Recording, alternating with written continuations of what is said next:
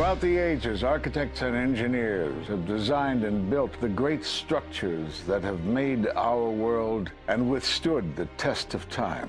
Hi, I'm Ed Asner. Welcome to Architects and Engineers. Let's look now at modern steel frame buildings. This is the Empire State Building, a marvel of modern architecture. It was built to last. Architects and engineers of today use computers to design and engineer buildings that will endure the forces of nature, such as earthquakes, fires, and hurricanes. This modern skyscraper was also built to last.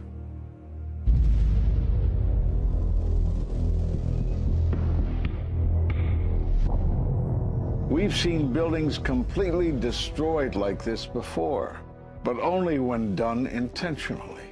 Danny Jowenko is the expert on this in Europe. What did he say? Dit is controlled demolition. Zeker weten. Zeker weten. Er is nagesprongen. Dit is in opdracht gebeurd. Het heeft een team gedaan van experts. Let's compare. Explosives are used to demolish buildings like this in just seconds. Okay, so it's a controlled demolition. What's the problem with that? Well, it happened on the afternoon of 9/11 at the World Trade Center. Let's just think about this. Controlled demolitions cannot be engineered and rigged in a day. It takes months. And therefore, this event must have been planned in advance. You hear that? Keep your eye on that building. It's coming down. The building is about to blow up. Moving back. We are looking back. There's a building about to blow up. Did they actually use the word brought down, and who was it that was telling you this? The fire department, and they did use the word, we're going to have to bring it down. And these people heard explosions. We heard this sound that sounded like a clap of thunder. It looked like there was a shock wave ripping through the building, and the windows all busted out. About a second later, the bottom floor caves out. The building followed after that.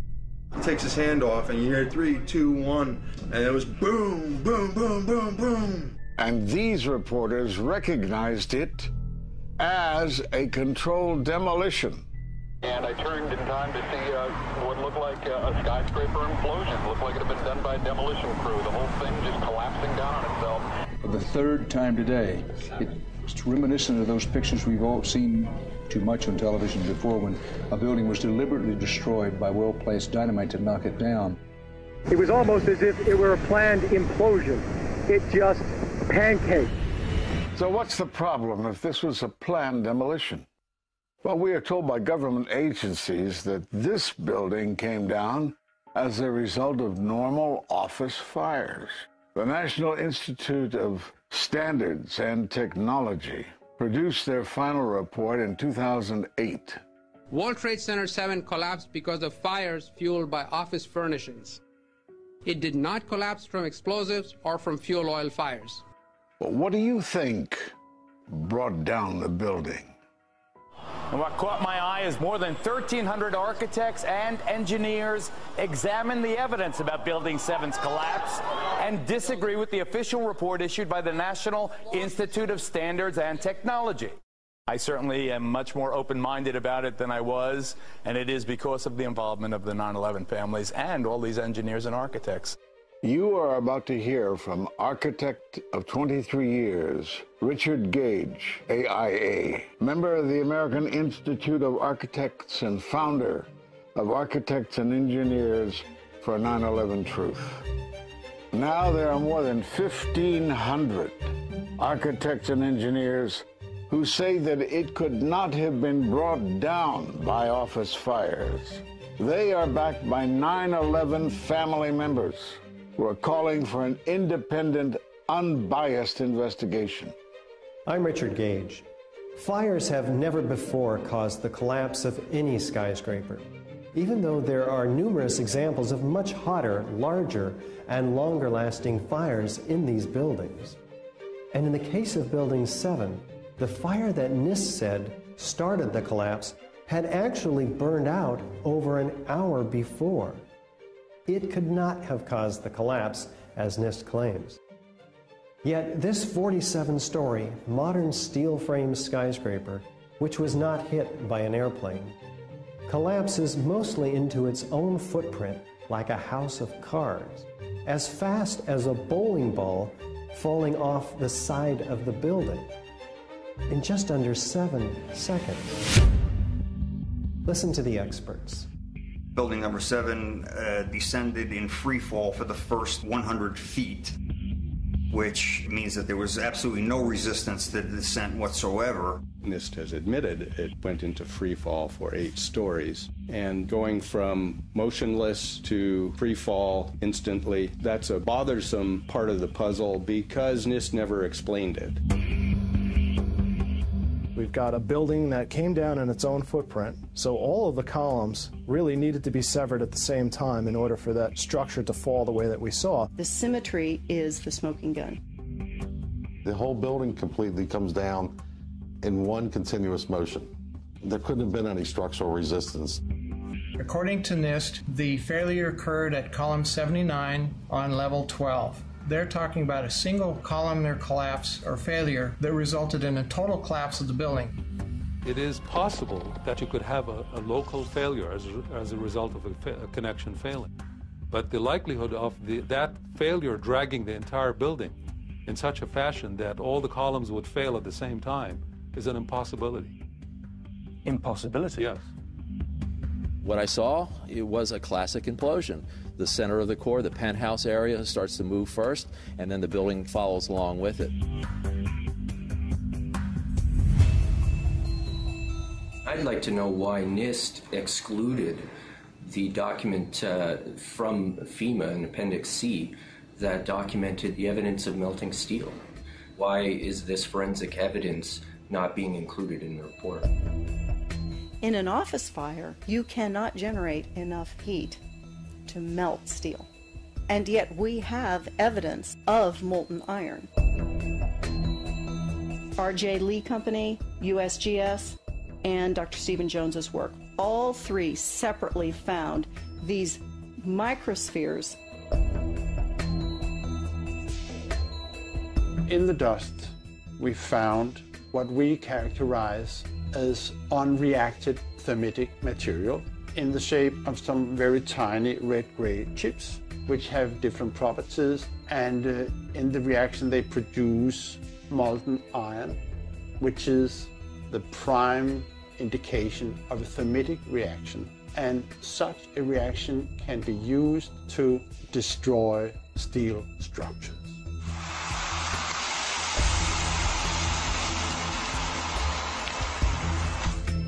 What we have found is a modern version of thermite, which we call nanothermite.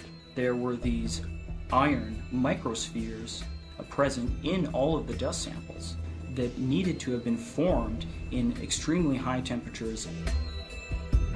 I've independently seen thermitic activity within 2 separate independent samples of World Trade Center dust. My contention, based on finding thermite residue in the dust, is that it happened before. It didn't happen after in the fires that ensued in the rubble pile afterwards. All the characteristics of the microspheres tell me that thermite was involved in melting those steel beams.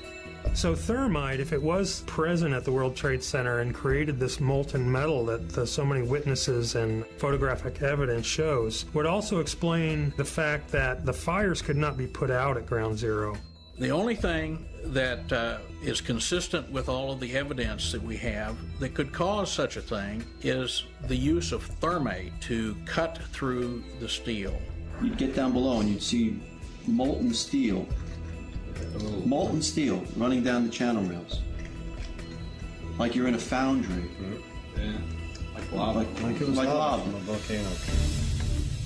Well, the manual gets into thermite, and if it says if you have melted steel or concrete, which we had on 9/11. We should test for it. This fused element of steel, molten steel and concrete and all of these things all fused by the heat into one single element.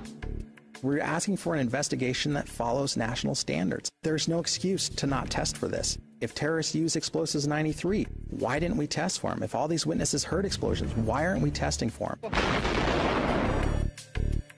NIST concedes that they found no evidence for explosives. So then we asked them, well, did you look? And they said, no, we did not look for explosives or residues of explosives.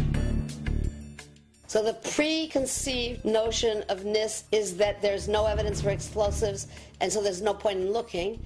That is the most unscientific thing that you can possibly think of, not to look because you don't expect to find evidence, and in fact the evidence is overwhelming. They state these conclusions for which there's virtually no evidence, and then they ignore conclusions that can be drawn from the evidence. The Freedom of Information Act request to NIST was denied with the claim that releasing this data might jeopardize public safety. How could it possibly jeopardize public safety? The destruction of evidence was a criminal act in itself. It was already being carted away and destroyed when the FEMA investigators got there about a month after September 11th. You can't do science when you are deprived of the evidence and when your hypothesis is the least valid instead of the most likely. When the most likely hypothesis in the case of Building 7 wasn't even mentioned. This is not science. The scientific forensic evidence, ignored by NIST, but carefully reviewed by teams of technical professionals, corroborates the hypothesis of explosive-controlled demolition. We've traveled to 21 foreign countries and 32 American cities, bringing this evidence to the attention of the public. And we're backed by 9/11 family members and other concerned citizens who are calling for an independent, unbiased investigation. I'm a family member trying to find out the answers to the murder of 3,000 plus people. The bottom line is that it needs to be investigated properly. Please look at architects and engineers. People all around the world, scientists all around the world are questioning this. And there's some deep, deep explaining to do. It took some kind of consciousness raising on my part before I was willing to look at the possibilities. And really, you need to go where the evidence leads. As an engineer, and I have 3 degrees in engineering, I signed that petition for architects and engineers for 9/11 truth some time ago because the American people absolutely need the truth of 9/11. Look at the evidence. In fact, I'll say this very categorically. Any reasonable person who looks at the evidence that's been brought forward has got to come away with the feeling that something has to be done, a real investigation has to be put forward. We will never heal. This country will never, ever, ever forget that day. We have to demand a new investigation. I want justice here. The country owns this. We were all victims. You all should want answers. It's not just ours, not just mine. We all lost something that day. It's distressing for everyone to come to terms with this evidence, but we must pursue the truth wherever it leads. Look at the evidence and decide for yourself.